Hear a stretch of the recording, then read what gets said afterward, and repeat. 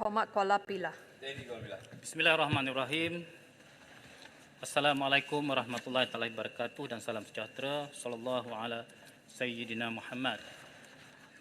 Yang berhormat pengurusi, saya Kuala Pilah mengambil ruang ini untuk merakamkan jutaan terima kasih kepada Yang Berhormat Menteri Pendidikan di atas bantuan dan sokongan di atas permohonan yang diajukan oleh Kuala Pilah dalam Dewan Yang Mulia ini terhadap kemudahan sukan di Sekolah Sukan Negeri Sembilan, Sekolah Menengah Kebangsaan Zahabah. Terima kasih Yang Menteri. Minggu lepas Kuala Pilah sekolah ini telah menerima koster seperti mana yang dipohon oleh Kuala Pilah tempoh hari.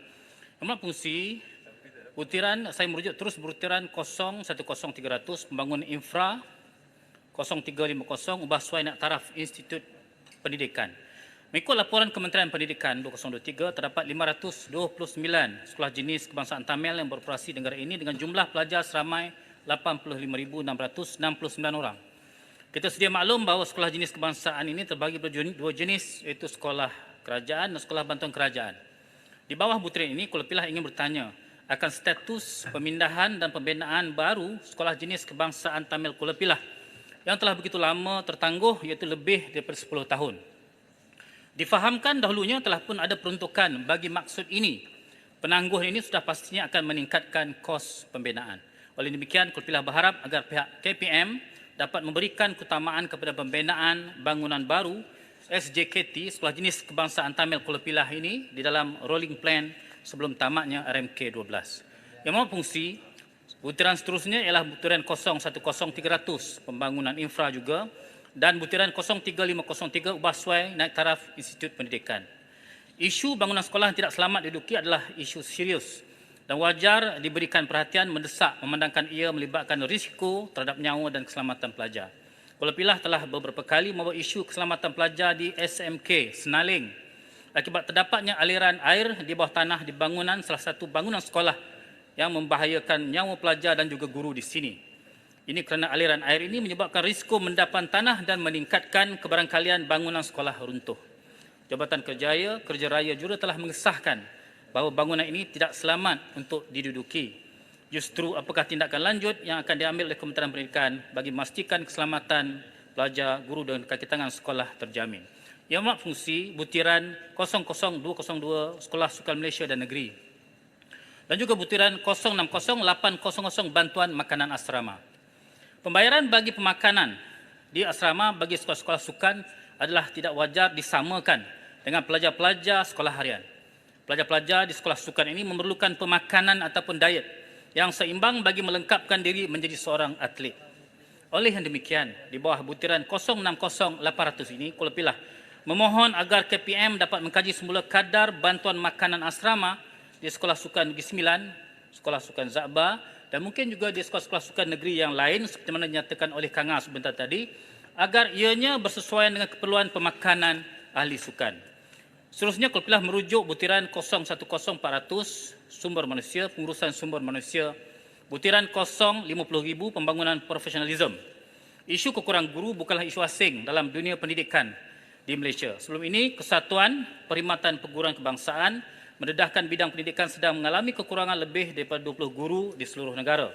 Kuala Pilah memuji tindakan proaktif kementerian membuat pengambilan guru secara one-off seramai 9,500 orang guru baru-baru ini. Meskipun masih tidak memenuhi kekosong yang ada secara keseluruhan, langkah ini dilihat sebagai solusi yang tepat bagi jangka pendek dan sederhana bagi menangani isu kekurangan guru buat masa ini dan sedikit sebanyak memberi kelegaan kepada seluruh warga pendidik. Dalam diskusi, Kuala Pilah meminta Kementerian menyatakan statistik terkini jumlah keseluruhan guru di Malaysia bagi pendidikan rendah dan menengah serta berapakah bilangan guru yang sedang menyandang grade jawatan utama sektor awam, iaitu JUSA. Kita mungkin tidak boleh menaikkan gaji atau upah dalam masa yang terdekat dan singkat ini. Namun demikian, mungkin ada faktor penarik yang boleh kita tawarkan kepada guru-guru. Grade jawatan JUSA C sebagai contohnya selanjutnya diisi berdasarkan kekosongan grade jawatan JUSA ini. Oleh kerana itu, jawatan grade JUSA ini amat terhad.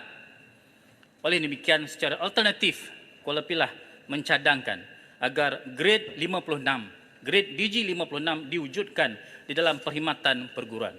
Ini sudah pasti menjadikan profesion perguruan lebih menarik dan memberi ruang kenaikan pangkat lebih meluas kepada guru-guru yang layak. Di bawah butiran ini, Kuala Pilah memohon agar KPM mengkaji semula kadar-kadar allowance yang diberikan kepada guru-guru, guru besar dan juga pengetua.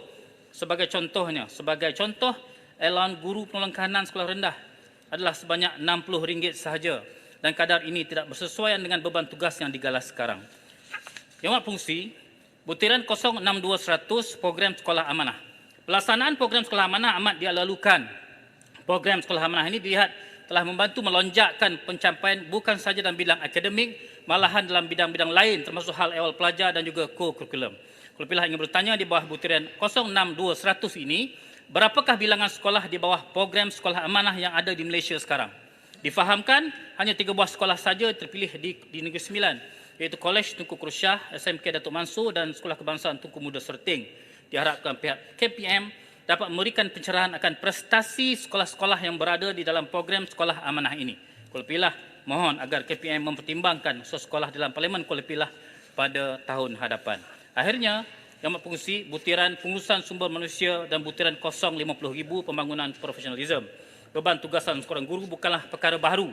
Tugas seorang guru bukan sekadar menyampaikan ilmu dalam kelas dan menyediakan bahan mengajar semata-mata. Malah seorang guru juga perlu melakukan pelbagai tugas di luar darjah. Beban ini menyebabkan banyak guru menolak jawatan warden asrama dan ada juga menyandang jawatan ini tanpa rela, memandangkan tanggungjawab berat namun allowance yang diterima tidak setimpal. Kuala Pilah merasakan terdapat keperluan untuk diwujudkan sebuah pengkhususan jawatan warden atau lantik terus kepada mana-mana anggota penjawat awam untuk terus berkhidmat sebagai warden dan bukannya disandang secara sambilan.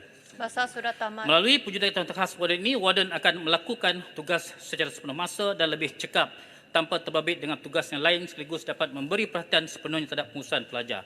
Yang terakhirnya, Masa sudah tamat. Saya mahu sentuh sedikit saja, iaitu tentang Institut Amiruddin Baki.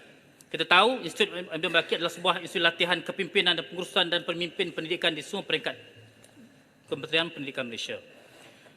KPM Kuala Pilah ingin tahu di bawah butiran ini berapa ramaikah guru yang telah menjalani kursus kepengetuaan MPQEL dan adakah kursus ini berjaya mencapai matlamat utamanya. Kuala Pilah juga ingin bertanya apakah langkah yang akan diambil oleh KPM bagi memperkasakan kursus-kursus kepimpinan di bawah Institut Amiruddin Baki. Terima kasih, Pengerusi. Saya jemput Yang Berhormat